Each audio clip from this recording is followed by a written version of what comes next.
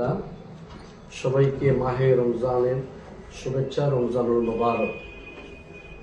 প্রিয় সাংবাদিকবৃন্দ, আপনারা যে কথাটি বলেছেন যে ইতিমধ্যে সামাজিক যোগাযোগ মাধ্যমে আগামীতে এই নগরীর সেবক হিসাবে বিভিন্ন সামাজিক মাধ্যমে বা প্রিন্ট মিডিয়ায় আসছে।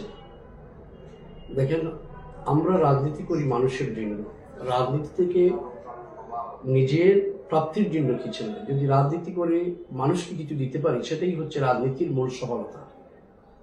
আপনি জানেন, আমি কিন্তু সেই সিডর থেকে, যখন আমি জেলা বিএনপি রাজনীতিতে সম্পৃক্ত ছিলাম, তখন আমি সেই 2007 সালে যখন সিডর হয়েছিল, তখন আমি সেই পটুয়াখালী জেলার গোলাচিপা উপজেলায় বিভিন্ন চরাঞ্চলে আমি কিন্তু মানুষের পাশে গিয়ে দাঁড়িয়েছিলাম।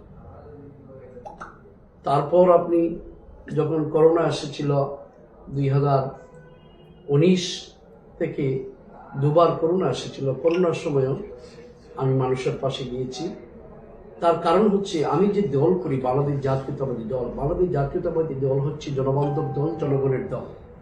এবং আমাদের দলের প্রতিষ্ঠাতা মহান স্বাধীনতার ঘোষক শহীদ প্রেসিডেন্ট জিয়াউর রহমান, ওনার যে 3.5 বছরের যে শাসনামল, সেই শাসনামলে আমরা দেখেছি উনি যদিও প্রেসিডেন্ট ছিলেন, সেই খালকলম থেকে শুরু করে বৃক্ষরোপণ থেকে শুরু করে প্রতিটি ক্ষেত্রেই কিন্তু উনি নিজে সরাসরি সম্পৃক্ত ছিলেন, অর্থাৎ মানুষের পাশে সবসময় দাঁড়ানোর চেষ্টা করেছেন। তো আমি সেই হিসাবে আমি এই নেতার আদর্শে আদর্শিত হয়ে বাংলাদেশ জাতীয়তাবাদী দল এর অন্তর্ভুক্ত হয়ে রাজনীতি করে আসছি, এবং সেজন্যই আমি সবসময় চেষ্টা করি মানুষের পাশে দাঁড়ানো, এবং রাজনীতি করে যদি মানুষের পাশে দাঁড়িয়ে মানুষের যদি কাজে লাগতে পারি, সেটাই হয় রাজনীতির সফলতা। আমি মহানগর বিএনপির সাধারণ সম্পাদক, আমাকে আমাদের দলীয় নেতা কর্মী সর্বোচ্চ ভোটে আমাকে নির্বাচিত করে দিয়েছিল, এবং আমার দলের বর্তমান প্রধানমন্ত্রী এবং দলের চেয়ারম্যান, ওনাকে আমরা মাঠ পর্যায়ের নেতাকর্মী কাজ করছি, আমাদের দায়িত্ব হচ্ছে দলের ভাবমূর্তি উজ্জ্বল করা, দলকে এগিয়ে নেওয়া। দলকে এগিয়ে নেওয়ার জন্যই আমি সর্বদা আমার নিজের দৈনন্দিন কর্মকাণ্ডের সময়ের বাইরে যে সময়টুকু, সেই সময়টুকু কিন্তু আমি মানুষের পাশে, মানুষের কল্যাণে কাজ করার চেষ্টা করি। আমি আগামীতে এই নগরীতে যদি আমার দল আমাকে যদি মনোনয়ন দেয়, তাহলে অবশ্যই আমি এই নগরীর একজন সেবক হিসাবে মানুষের যে মৌলিক অধিকারগুলো, সেগুলো প্রতিষ্ঠিত করার জন্য আমি কাজ করে যাব। বিগত দিন আমাদের সিটি কর্পোরেশনের 2বারের নির্বাচিত মেয়র জনাব আরিফুল চৌধুরী এই নগরীর অনেক উন্নয়নের কাজ করেছেন, যেটি এর পূর্বে কোনো নগরপিতা কাজ করেনি। আজকে যদি এই নগরীর মানুষ আমাকে যদি, আমার দল যদি আমাকে মনোনয়ন দেয়, আর এই নগরীর মানুষ যদি আমাকে ভোট দিয়ে নির্বাচিত করে, তাহলে বিগত দিনে যে নগরপিতা আরিফুল চৌধুরী যে কাজ করেছেন, তার চেয়েও আরো বেশি কাজ করে এই নগরীর মানুষের মৌলিক অধিকারগুলো প্রতিষ্ঠিত করার চেষ্টা করব। বিশেষ করে এই নগরীর রাস্তাঘাট অনেক হয়েছে, তারপরেও কিছু রাস্তাঘাটের কাজ আছে, আর জলাবদ্ধতার বিষয় আছে, এইগুলো এই নগরীর মূল সমস্যা। তাছাড়া এই নগরীতে যে বিশেষ করে যে কিশোর গ্যাং যারা আছে, যারা আজকাল সমাজের একটি বিশাল সমস্যা হয়ে দাঁড়িয়েছে, এই কিশোর গ্যাংয়ের উৎপাত থেকে নগরীকে মুক্ত রাখতে হবে, চাঁদাবাজ থেকে মুক্ত রাখতে হবে, সন্ত্রাস থেকে মুক্ত রাখতে হবে, যেটি আমাদের দলের, আমাদের আজকের প্রধানমন্ত্রী যেটি ওনার 31 দফা কর্মসূচির মাধ্যমেই কিন্তু এইগুলো আছে। সেইগুলো ইনশাআল্লাহ যদি এই নগরবাসী আমাকে ভোট দেয় এবং আমার দল যদি আমাকে নমিনেশন দেয়, তাহলে ইনশাআল্লাহ এই নগরীর একজন সেবক হিসাবে আমি কাজ করতে চাই। আপনারা আজকে আমার নগরীতে আসলে যানজটের একটি প্রকোপ রয়েছে, পোকা যানজট, এই হিসাবে আপনাদের কাজ বা আপনার পরিকল্পনা, কোনো ধরনের পরিকল্পনা, ব্যক্তি পরিকল্পনা আছে কিনা? আরেক লোক যদি নগরকে সাজাতে একটি পরিকল্পিত বিভিন্নভাবে কাজ করেছেন বিগত দিনে, আপনার কোনো পরিকল্পনা আছে কিনা আসলে নগরকে নিয়ে? দেখেন, জনাব আরিফুল চৌধুরী যখন নগরপিতা ছিলেন, তখন একটি সরকার ছিল, যে সরকার এদেশের বেকারত্ব দূরীকরণের জন্য কিছু করেনি, কর্মসংস্থানের কোনো কিছু করেনি। এখন যেহেতু একটি জনগণের সরকার এসেছে, এই সরকারের প্রথম প্রায়োরিটি হচ্ছে শিক্ষা ব্যবস্থা, কর্মসংস্থান, বেকারত্ব দূরীকরণ এবং কারিগরি প্রশিক্ষণের মাধ্যমে বেকারত্ব দূরীকরণ। যখনই বেকারত্ব দূরীকরণ হবে তখন কিন্তু আপনি অনেক কিছু আপনি কিন্তু মানুষের সুফল পাবে। যেমন আজকে যে ছেলেটি হয়তো হকার কাজ করছে, সে কিন্তু এসএসসি পাস অথবা এইচএসসি পাস, কিন্তু যদি সরকার জনগণের সরকার থাকে তখন এই কারিগরি শিক্ষার মাধ্যমে প্রশিক্ষণের মাধ্যমে এই যে এসএসসি পাস এইচএসসি পাস যে ছেলেরা যারা আছে তাদের কিন্তু একটা কর্মসংস্থান ব্যবস্থা করবে। তখন কিন্তু আপনি হকার এইভাবে পাবেন না। আর বিশেষ করে কর্মসংস্থানের ব্যবস্থা না করে অন্যত্র কোথাও তাদের পুনর্বাসনের ব্যবস্থা না করে যদি আপনি তাদেরকে সরিয়ে দেওয়ার চেষ্টা করেন তাহলে এই জনগোষ্ঠী যাবে কোথায়? তাদের তো আবার খাবারও প্রয়োজন আছে। আমরা চাই অবশ্যই ফুটপাত মুক্ত থাকা, এটাই অবশ্যই প্রায়োরিটি থাকবে, কিন্তু তার পাশাপাশি থাকবে তাদেরকে পুনর্বাসন করে অন্য একটি জায়গায় তাদেরকে স্থানান্তরিত করে তাদেরকে সুযোগ করে দিতে হবে।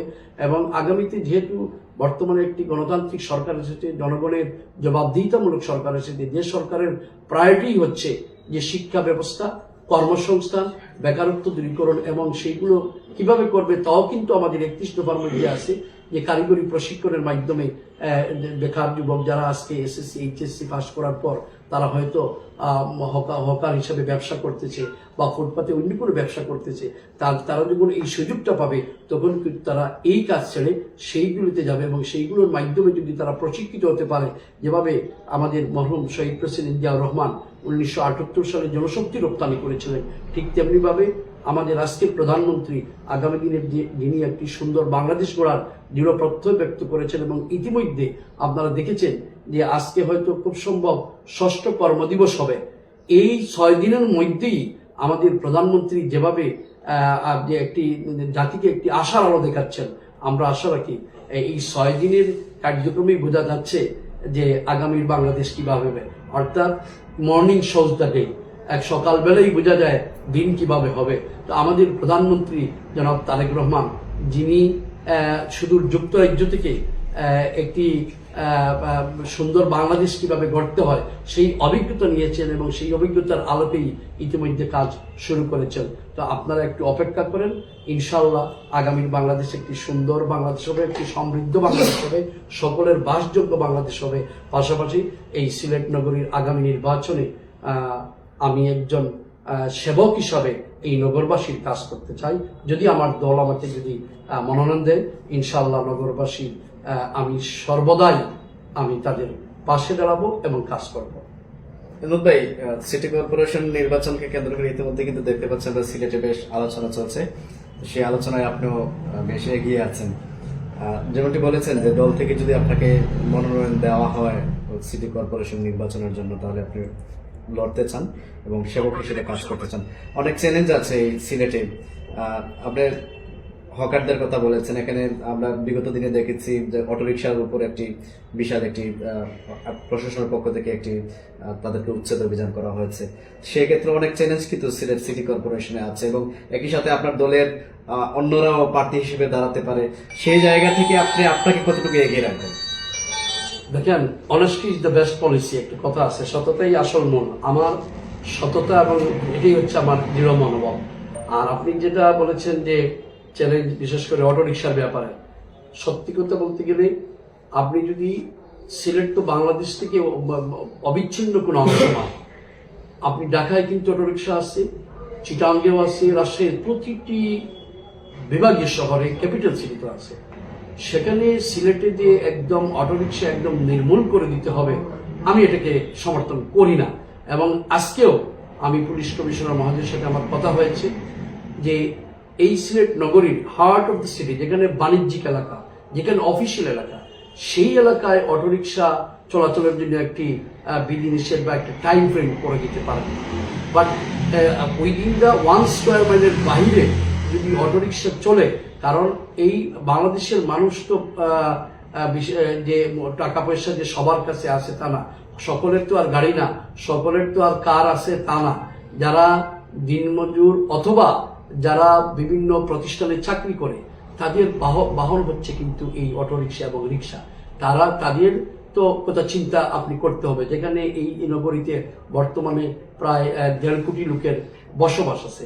সেখানে কর্মজীবী মানুষ কম হলেও তো আপনার মিনিমাম 70-80 হাজার মানুষ যারা কিন্তু বিভিন্ন প্রতিষ্ঠানে চাকরি করে। এই সমস্ত মানুষের কথা তো আপনাকে চিন্তা করতে হবে। আপনি বাণিজ্যিক এলাকা, অফিসিয়াল এলাকা, সেই সমস্ত এলাকায় অটোরিকশার একটা নিয়ন্ত্রণ আনা প্রয়োজন আছে, এটাতে আমি একমত। কিন্তু সম্পূর্ণভাবে এই সিটি কর্পোরেশন থেকে অটোরিকশা বা ইজি বাইককে অপসারণ করার পক্ষে আমি কিন্তু নয়। এই চ্যালেঞ্জ যেটা আমি ইতিমধ্যে আপনাকে বলেই দিলাম, এটাই হচ্ছে আমার চিন্তাধারা, যে এই সমস্ত মানুষ তো বেঁচে থাকতে হবে এবং বেঁচে থাকার জন্য তারা এই কাজ করছে। আপনি যদি এইগুলাকে যদি একদম নির্মূল করে দেন, তাহলে তো সমাজে ওই যে আপনার ইয়াবা, তারপরে ওই ফেন্সিডিল, মদ, এই সমস্ত জিনিসের কিন্তু উৎপাদ বেড়ে যাবে। এই জন্য এইগুলা খুব চিন্তা ভাবনা করে প্রশাসনকে এবং আমাদেরকে এইগুলা কাজ করতে হবে। শেষ প্রশ্ন, ইতিমধ্যে আপনার যারা অনুসারীরা আছে এবং সিলেট সিটি কর্পোরেশন সচেতন নাগরিক যারা আছে আপনাকে নিয়ে প্রচার প্রচারণা চালাচ্ছেন, সেখানে আসলে প্রচার প্রচারণা এখনো নির্বাচনের অনেক সময় আছে, তো কারোর সাথে যাতে মন মালিন্য যাতে না হয় সেই দিক দেখে আপনার যারা নেতাকর্মীরা আছে তাদের উদ্দেশ্যে কি মেসেজ দিবেন? আপনি দেখেন, কয়েকদিন পূর্বেই 12ই ফেব্রুয়ারি একটা জাতীয় নির্বাচন হয়ে গেল। এই জাতীয় নির্বাচনে আমাদের সিলেটে স্বাভাবিক দুটি দলই বলতে হবে, যে বিএনপি, বাংলাদেশ জামাতে ইসলামী। আমরা তো মাঠে কাজ করেছি, আমাদের নেতা কর্মীরা কাজ করেছে, ভোট হয়েছে। ভোটের আজকে প্রায় 8-9 দিন হয়ে গেছে, অদ্যাবধি পর্যন্ত কোনো সমস্যা হয়নি। ইনশাল্লাহ এটা তো দলের ভিতরে আমাদের প্রতিযোগিতা থাকবে, এটাই স্বাভাবিক, নেতৃত্বের প্রতিযোগিতা থাকবে। এখানে কোনো হিংসা, বিদ্বেষ, হানাহানি, মারামারি করার কোনো সুযোগ নেই। একজনে একজনকে পছন্দ করতেই পারে, সে তার পছন্দের লোককে নিয়েই সে প্রচার করবে। আমারও পছন্দের যারা আমাকে পছন্দ করে তারা থাকবে, তারা প্রচার করবে। এটা নেতৃত্বের প্রতিযোগিতা থাকবে। দল যখন সিদ্ধান্ত নিয়ে নিবে, যাকে দিয়ে দিবে, এরপরে কিন্তু আর সেটা থাকবে না। সেই দিন পর্যন্ত আমাদের নেতৃত্বের প্রতিযোগিতাই থাকবে। আমি নগরবাসীকে মাহে রমজান, সিয়াম সাধনার মাস, আমরা আল্লাহর কাছে দোয়া করি যেন আমাদের এই পবিত্র নগরী, যেভাবে অতীতে একটি সম্প্রীতি ছিল এবং রাজনৈতিকভাবে আমাদের সম্প্রীতি ছিল, একে অন্যের প্রতি সৌহার্দ্য মনোভাব ছিল, আন্তরিক ভালোবাসা ছিল, আমরা নগরবাসীকে বলবো যে এই রমজান মাস, সিয়াম সাধনার মাসে আমরা আল্লাহর সন্তুষ্টি লাভ করার জন্য আমরা কাজ করি। এবং আমি আবারও নগরবাসীকে বলবো, আমি আপনাদের একজন সেবক হতে চাই। যদি দল আমাকে নমিনেশন দেয়, আপনারা আমার পাশে দাঁড়াবেন। পরবর্তীতে অবশ্যই আমি, যদি আপনারা নির্বাচিত করেন, ইনশাল্লাহ এই নগরীর প্রতিটি মানুষের সেবা করার চেষ্টা করব। Thank you. ধন্যবাদ।